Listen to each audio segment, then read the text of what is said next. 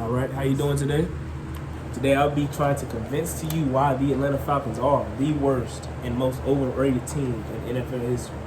The Atlanta Falcons were started up in 1965 under the direction of Rankin Smith Jr., who was the executive producer of the Atlanta Life Insurance Company of Georgia. He bought the team for $8 million, which was a lot of money during that time, and the highest paid a team had ever been bought for. The highest amount of money a team had ever been bought for during that time. I said before, the Atlanta Falcons started in 1965, and they have been the laughingstock of the entire league. They have been to 2 Super Bowls and lost both.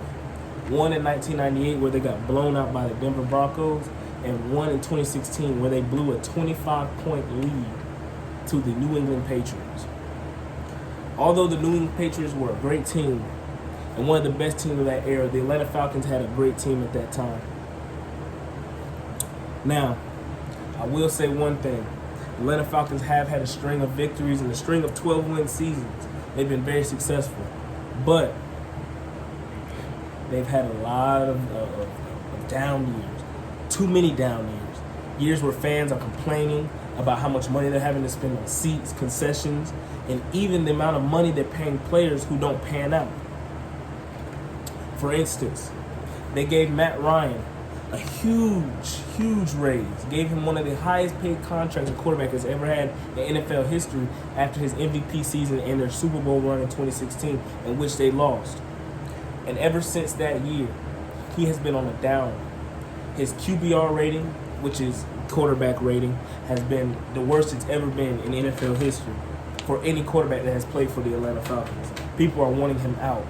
But with the management of Arthur Blank and the former coach who they just fired yesterday, Mr. Dan Quinn, they have not gotten the right players or personnel to help their company and the team in the ownership rise. They've been steadily falling each and every year. They have the amount of money spent on this team is unbelievable.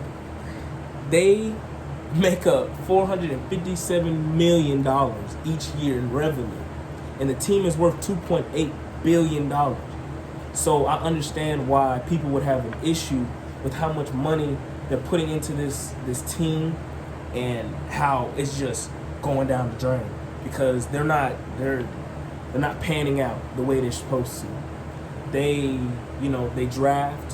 When they draft guys, that don't necessarily fit the mold of the Atlanta Falcons way and the way of Atlanta, and it makes the whole team look bad. They've drafted guys over the years that have had bad attitude problems, dudes who do drugs, dudes who don't really care about football, and they've even drafted guys who care about the game, but they just physically can't get the job done. And so I believe that you should believe, seeing as they're 0-5 this year, the Atlanta Falcons are 0-5 for the first time ever. They've been 1-7 before, 2-9. They've been like that before, but they've never been 0-5. They haven't won a game. They lost a game this year to Dallas Cowboys. They blew a 31-point lead and didn't recover the onside kick. Watch the ball. The Packers blew them out. The Bears came back 21 unanswered points. And their first game of the season, if I'm not mistaken, was the Jets, I believe, or it was either the Jets or the Chargers or the Seahawks. The Seahawks, my bad. My apologies. The Seahawks, they got completely demolished. And all I'm saying is, the Atlanta Falcons are one of the most overrated teams. And I believe that if they don't get the right direction and the right people around them, they'll continue to be the laughingstock of the league.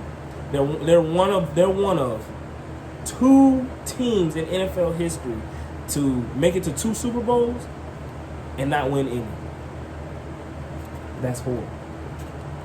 By that token, I'm going to leave you with that to think about.